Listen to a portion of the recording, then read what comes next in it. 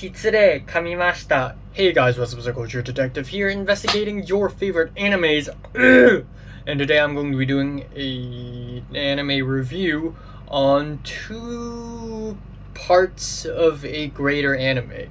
And the greater anime being the Monogatari series. And if you've been following this channel, you know that I have already done tons of reviews on Monogatari series already. In fact, it's my favorite anime ever. But today, in particular, in this video, I'm going to be talking about Koyomimonogatari and Owarimonogatari Season 2. So buckle your seatbelts. Again, if you haven't seen any of Monogatari series, you're just going to find me extremely confusing in this video. But all you need to know is that it's great. Owarimonogatari Season 2 is an amazing anime, and I recommend everyone to go see it.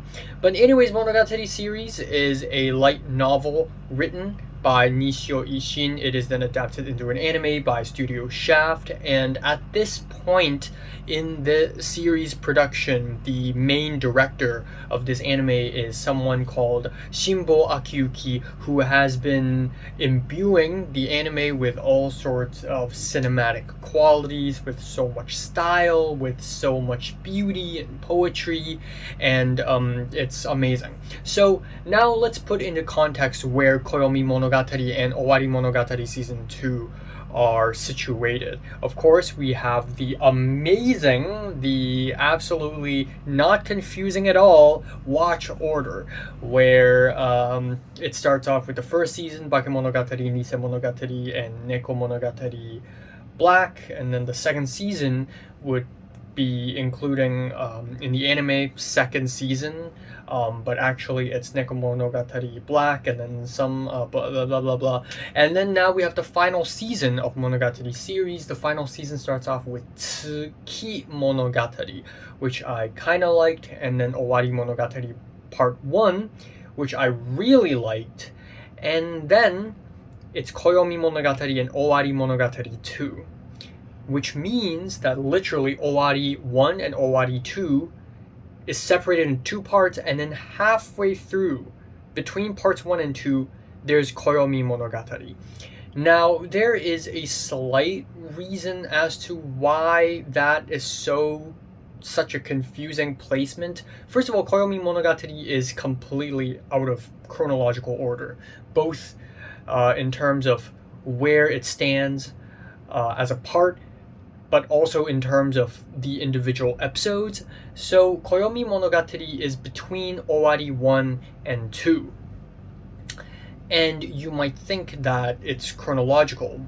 Owari 1 happens, and then it's Koyomi, and then Owari 2, but that actually isn't the case.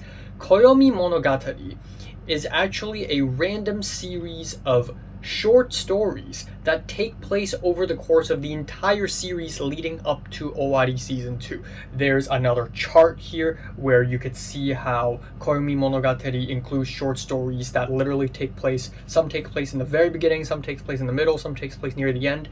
And what's really interesting is that even the art style and the directing style is reminiscent of these eras. Like, the early Koyomimonogatari episodes actually feel like they were leftover B-sides from Bakemonogatari era.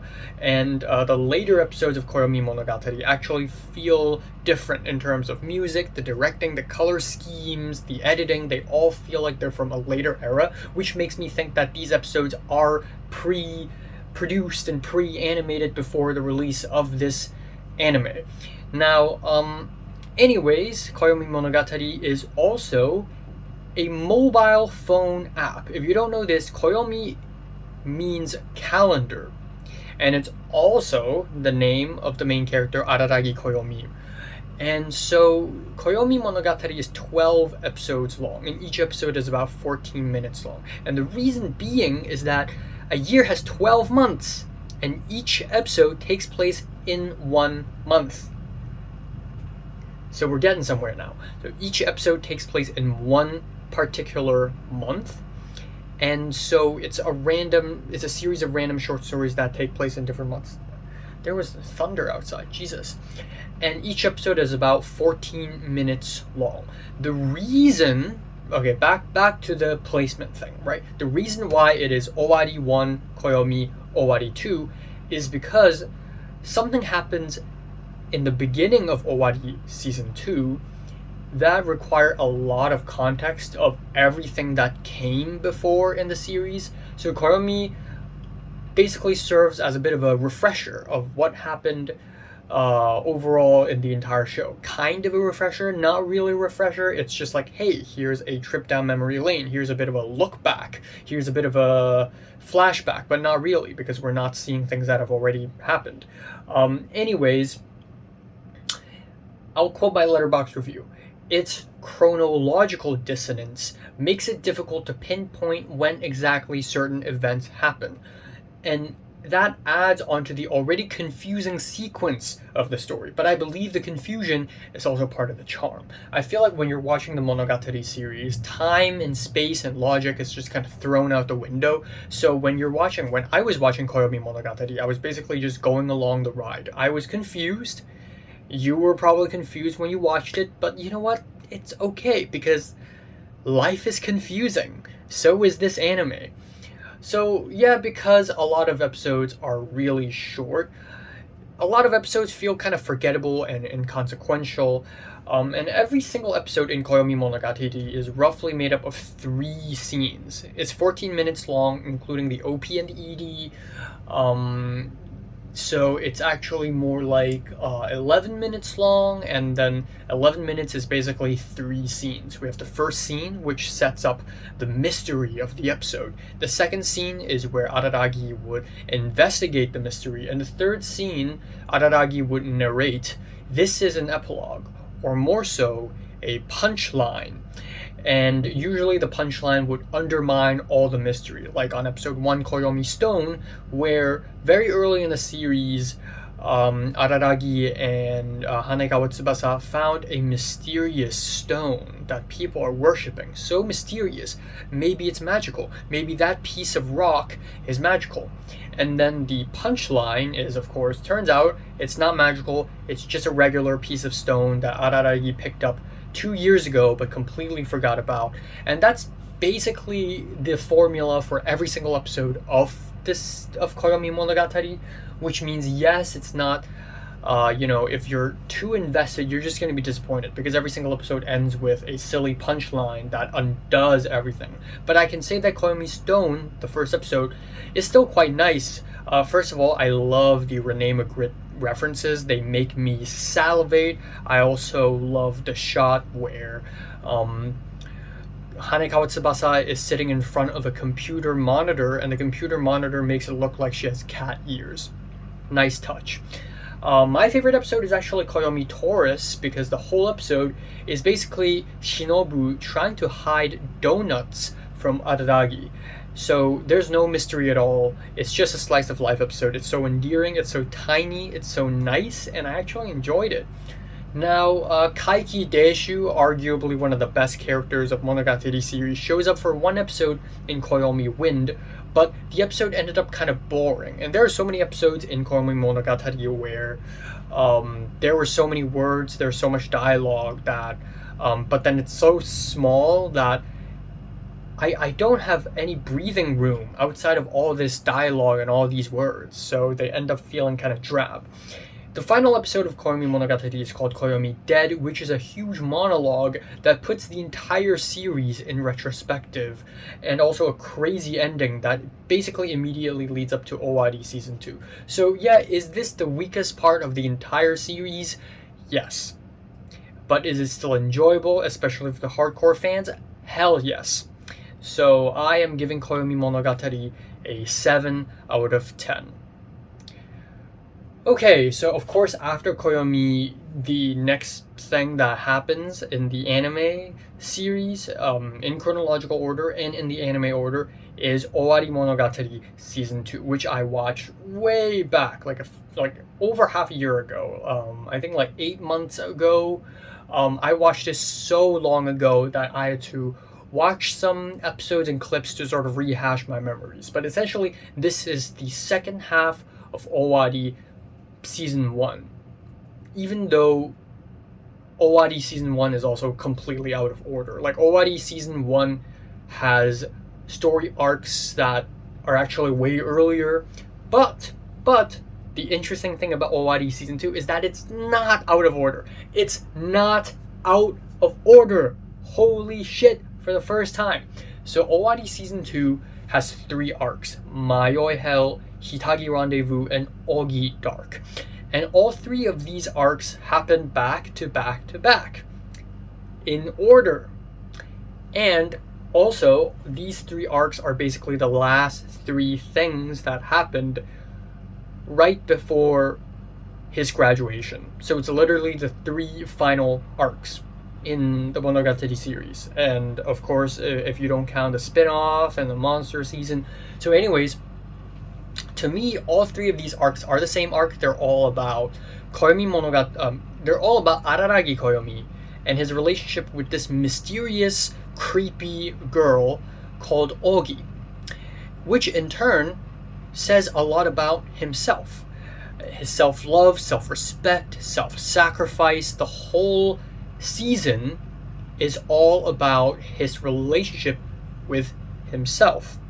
Now, if you haven't seen Owarimonogatari, I'm not going to say anymore. If you've seen it, you're going to be like, I know what you're saying. So Mayoi Hell, the first 2 episodes, is basically a dreamscape, a beautiful dreamscape world where Araragi and Hachikuji Mayoi end up in hell. But it's not the usual burning, fiery hell that we're all used to. It is the most surreal, abstract, colorful space. It's stunning.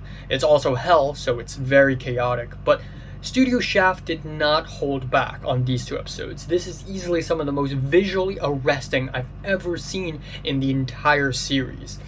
Next up, we have Hitagi Rendezvous, which is your usual rom-com affair. It's relaxing, it's slice of life, but there are some dark, eerie undertones. Of course, we have Araragi Koyomi and his girlfriend, Hitagi, Senjogara Hitagi, and they're just hanging out, they're just having a date. But again, this date says so much about how their relationships have evolved, and it's just so magnificent, in my opinion, how the series started off like perverted harem, like a cheesy slice of life thing, but as the characters grow and develop and they mature, and you sort of see them sort of care for each other and have different viewpoints in life, and then you see them doing this rom-com thing again, but this time it's like 20 times more beautiful and relaxing and understanding. It's honestly amazing. And then the last 3 episodes of Owarimonogatari 2 is Ogi Dark, and it is a very surreal and strange and random arc, yet very philosophical. I love how final this feels. This really feels final. Like all the big, powerful characters show up, they meet up, and they talk about their end game. They talk about fighting this evil, mysterious girl. And there's something so final and so the end about the story, which makes sense because Owari means ending. So Owarimonogatari literally means the end story. The first episode of Ogi Dark, I literally just remembered because I rewatched some of the show. The entire Ogi Dark Part 1 takes place in a park. And I did not realize that because it was such an entertaining episode. But the entire episode, 20-something minutes, is just Araragi, Shinobu, some other people, Izuko Gaien, they all sit around in the park and they just talk. And that's the whole episode. But I didn't even realize that because so much happens. There's so much graphics and so many like reveals. The whole thing leads up to a very cathartic and beautiful climax that basically serves as the climax of the entire series. So yeah, beautiful ending, very compelling, very cathartic. And I'm going to quote my Letterboxd review again.